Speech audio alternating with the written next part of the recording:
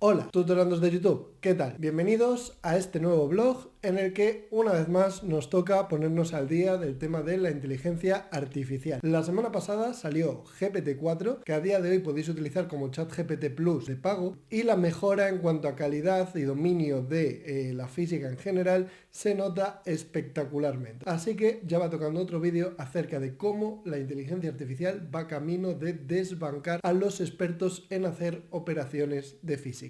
Esto que vais a ver aquí durante todo el vídeo, que será lo que yo estaré mirando, es la pantalla principal de ChatGPT Plus y vais a ir viendo que le voy a ir preguntando distintas cuestiones relacionadas con la física y vais a ver muchísima mejora en comparación con vídeos anteriores. Así que bueno, desde ya me veréis mirando hacia otro lado y no directamente hacia la cámara. Lo primero que me ha llamado la atención ya de esta nueva versión de ChatGPT es que directamente es capaz de redactarte exámenes de selectividad. Bastante fáciles si le dejas a su bola, pero te los redacta. Vamos a ver esta funcionalidad en primer lugar. Yo ahora le voy a poner aquí: escribe un examen EBAU de física LOMCE, nivel segundo de bachillerato. Debe contener 5 ejercicios de 2 apartados cada uno. Esto por lo menos es como funciona el examen de física EBAU aquí en Madrid. En otras comunidades sé que es distinto, pero bueno, me voy a centrar en el caso de Madrid. Temas, por si no se saben los bloques, que a veces inventa cosas: interacción gravitatoria, ondas, interacción electromagnética, óptica y física moderna. Ahora le voy a dar aquí a generar y vais a ver que genera el examen perfectamente. Pone examen EBAU de física LOMCE, nivel segundo de bachillerato. Una característica que se nota ya desde el primer momento es que ahora escribe más lento porque piensa más, o alternativamente porque quieren que parezca que piensa más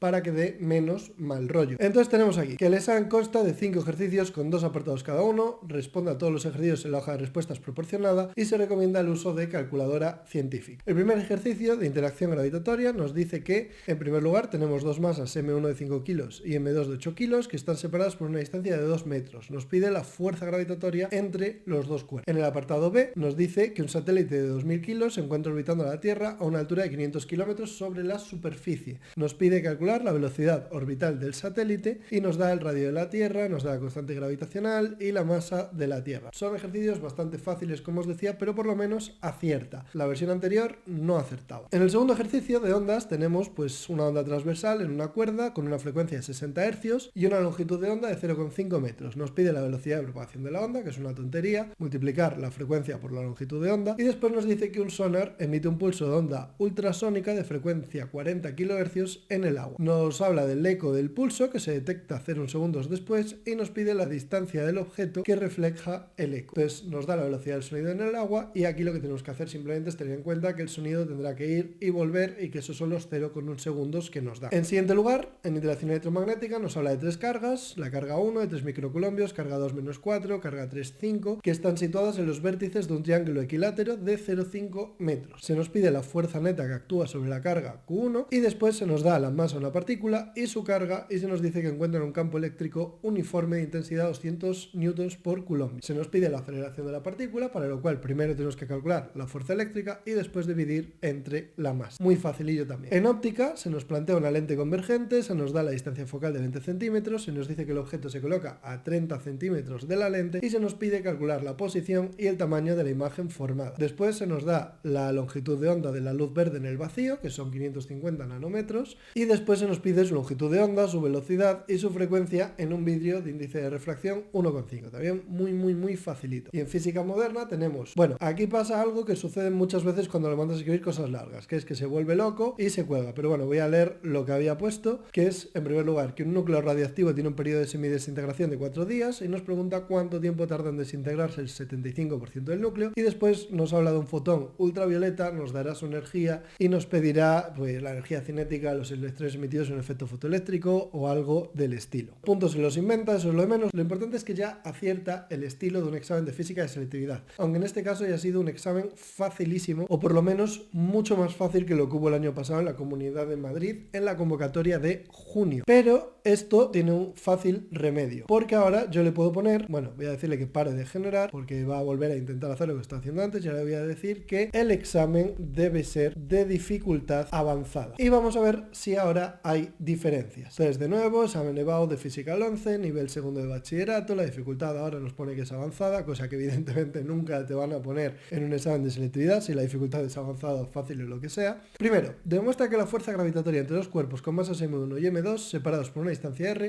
se puede expresar como G por M1 por M2 partido por R al cuadrado, donde G es la constante de gravitación universal, M serán las masas, etc. ¿Cómo quieren que demostremos esto? Pues la única opción es recurriendo al tema de que la fuerza es menos gradiente de energía potencial, quizás. No sé si también puede estar pensando en multiplicar el campo gravitatorio por la masa que padece o lo que sea. Bien, después nos dice que dos planetas A y B tienen masas, la masa A y la masa B respectivamente, que están separados a una cierta distancia, y nos pide la fuerza gravitatoria entre ellos. Primero, este ejercicio sigue siendo fácil y además es muy parecido al que ya planteé antes. Este es un problema que yo ya había detectado. Salvo que le digas específicamente qué tipo de ejercicio quieres que ponga, siempre se va al mismo tipo de ejercicio. En ondas nos pide la diferencia entre ondas transversales y longitudinales y que proporcionemos un ejemplo de cada tipo, como pueden ser las olas de onda transversal y el sonido de onda longitudinal. Después nos dice que una onda transversal tiene una longitud de onda de 2 metros y una frecuencia de 5 hercios y nos pide la velocidad de propagación. Pues de nuevo la tontería esta de multiplicar longitud de onda por frecuencia. En el ejercicio 3 nos dice describe la ley de Coulomb y su relación con la fuerza entre dos cargas puntuales en función de la distancia entre ellas, y esto nos recuerda mucho al bloque de gravedad porque también nos ha pedido la fuerza insistentemente, y después nos da dos cargas, la carga Q1 y la carga Q2, nos da la distancia a la que están y nos pide la fuerza eléctrica entre ellas, lo cual es una auténtica tontería. El examen sigue siendo muy fácil. En el ejercicio 4 nos pone explica el principio de Fermat y cómo se aplica la reflexión y la refracción de la luz. Este está aceptable.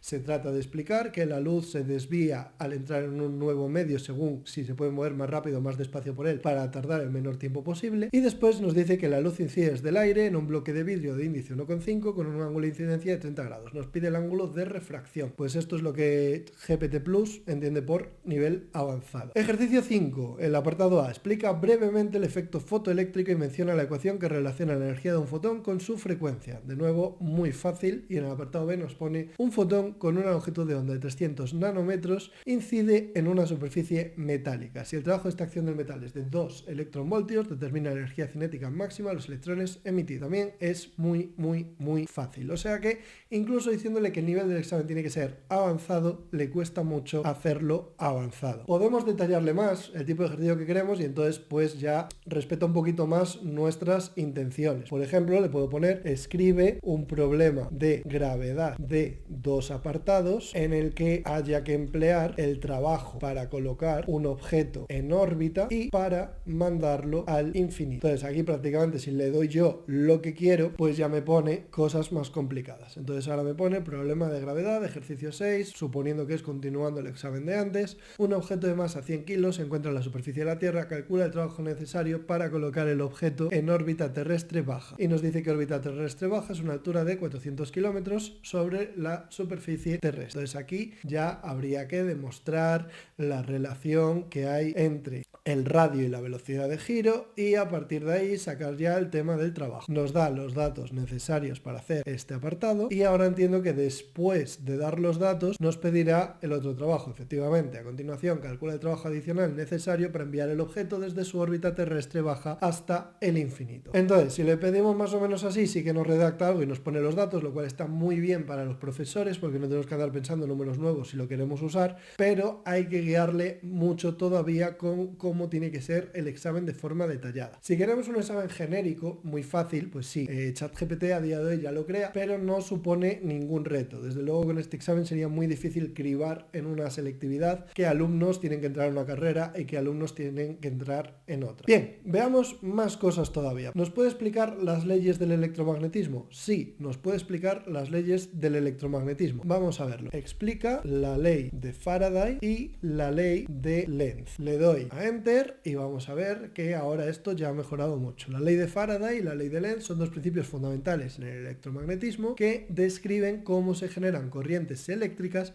a partir de campos magnéticos variables. Ambas leyes están estrechamente relacionadas y se utilizan conjuntamente para explicar la inducción electromagnética. De la ley de Faraday nos dice que establece que el voltaje o la fuerza electromotriz inducida en un círculo cerrado cerrado, circuito cerrado, es proporcional a la rapidez con la que cambia el flujo magnético que atraviesa el circuito. Matemáticamente la ley de Faraday se puede expresar como fuerza electromotriz igual a menos derivada del flujo magnético con el tiempo. Ahora nos explica qué son las cosas que aparecen en la ecuación y a continuación me imagino que nos va a explicar la ley de Lenz. La ley de Lenz efectivamente va a ser una extensión de la ley de Faraday que establece la dirección de la corriente inducida en un circuito cerrado. Según la ley de Lenz, la corriente inducida siempre se opone al cambio en el flujo magnético que la produce. Y esta ley está relacionada con la conservación de la energía, ya que garantiza que la energía se conserve en sistemas que involucren campos magnéticos y corrientes eléctricas. Que en resumen, la ley de Faraday describe la magnitud del voltaje inducido en un circuito cerrado debido a un flujo magnético variable, mientras que la ley de Lenz nos determina la dirección de la corriente inducida en función del cambio que le haya en el flujo magnético. Juntas, estas leyes nos explican cómo se generan corrientes eléctricas a partir de campos magnéticos variables y cómo se conserva la energía en estos procesos. Muy bien, esto antes no lo hacía tan bien, pero ni de lejos. Vamos a volver a una pregunta que le hacía en vídeos anteriores, que era si un objeto que se mueve con una cierta velocidad padece una fuerza o no. La respuesta correcta sería decir que no si la velocidad es constante, o que no sabe porque no le he dicho nada de si la velocidad es constante o no. Entonces vamos a ver qué sucede ahora. Un objeto se mueve con una velocidad de 5 metros segundo. ¿Cuál es la fuerza aplicada? Veamos qué sucede. Y nos pone, para determinar la fuerza aplicada a un objeto necesitaremos conocer su masa y su aceleración, ya que la fuerza se calcula utilizando la segunda ley de Newton, que nos dice que la fuerza es masa por aceleración. Hasta aquí todo bien, donde F es la fuerza, m es la masa del objeto y a es su aceleración. En el enunciado se proporciona la velocidad del objeto, pero no su aceleración ni su masa.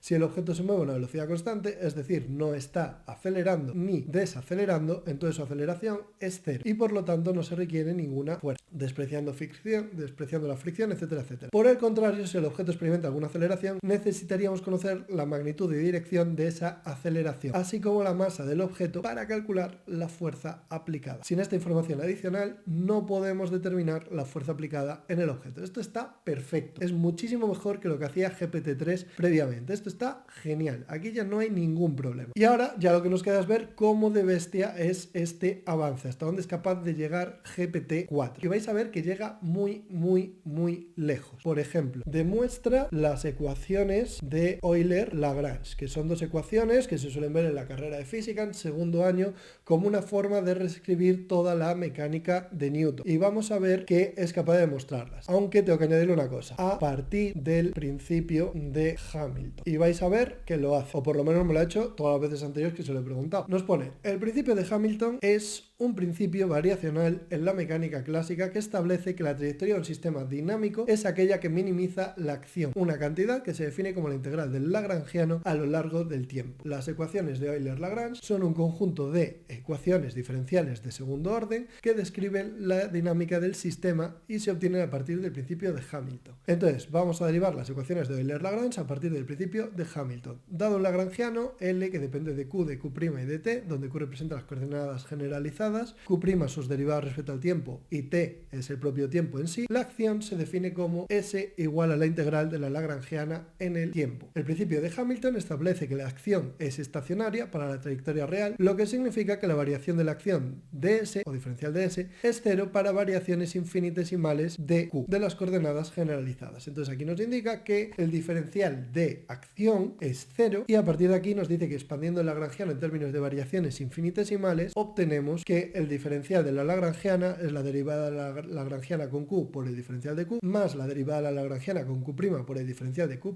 y nos dice que sustituyendo esto en la ecuación de la variación de la acción tenemos lo siguiente, que en principio es correcto, hasta aquí por ahora todo bien, y nos dice que ahora integramos por partes, que es exactamente el procedimiento que hay que hacer. Concretamente integramos por partes el segundo término, hace los cambios pertinentes, aquí nos pone límites para indicar que hay que tener en cuenta el valor final y el valor inicial, porque no tendrá otra forma de ponerlo, y nos explica que al hacer el tema de tener en cuenta el valor final y el valor inicial se cancela lo que se tiene que cancelar y llegamos a las ecuaciones de Euler-Lagrange dentro de la integral y por tanto para que esa integral de 0, eso que queda por ahí entre paréntesis tiene que valer 0 y eso de ahí es Euler-Lagrange, es decir que llega a que la derivada de la lagrangiana con Q menos la derivada de la lagrangiana con Q' con el tiempo es igual a 0 y efectivamente estas son las ecuaciones de Euler-Lagrange. Lagrange. Esto es una barbaridad, lo explica perfectamente. Vamos con otra cosa muy bestia, que es obtener las ecuaciones de las funciones de onda de los electrones en los distintos orbitales del átomo de hidrógeno. Explica cómo obtener las funciones de onda de un electrón en los distintos orbitales a partir de la ecuación de Schrödinger. Le doy a Enter y vamos con la aventura. La ecuación de Schrödinger nos dice es una ecuación diferencial parcial que describe la evolución temporal y espacial de las partículas cuánticas como electrones en términos de sus funciones de onda. En el caso de un átomo, la ecuación de Schrödinger nos permite encontrar las funciones de onda de los electrones en diferentes orbitales atómicos, y para resolver la ecuación de Schrödinger, en el caso de un átomo de hidrógeno, es decir, que solo tenga un electrón, primero escribimos la ecuación de Schrödinger en coordenadas esféricas, ya que el sistema es esféricamente simétrico, y ahí nos pone la ecuación de Schrödinger exactamente en coordenadas esféricas, aunque nos pone a la izquierda la parte que se suele poner a la derecha, pero no pasa nada, y nos indica qué son las cosas de la ecuación: la constante de Planck reducida o barrada, la masa, la función de onda psi, el potencial, y nos aclara que el potencial tiene que ser el debido al núcleo, un núcleo en el que va a haber z partículas cargadas positivamente. Y además nos indica que son los ángulos θ y φ. Además nos aclara que es la energía del electrón, o sea que todo bien. Y ahora nos dice que para resolver esta ecuación tenemos que separar la función de onda en dos partes, una que depende solo de R y otra que depende solo de θ y φ. Podéis ver que lo explica perfectamente paso por paso. Descomponemos la función de onda en dos partes, una que depende solo de R y otra que depende solo de θ y φ, y que están multiplicadas. Entonces plantea resolver la ecuación de Schrödinger por separado para una parte de la onda y para otra parte de la onda. No hace el proceso y además se explica a veces, según como se lo preguntes, que es muy complicado como para reproducirlo aquí, pero te dice qué expresión tiene la solución. Concretamente dice que la parte angular está relacionada con los polinomios de Legendre y que la parte radial está relacionada con las funciones de Laguerre, que es algo totalmente correcto.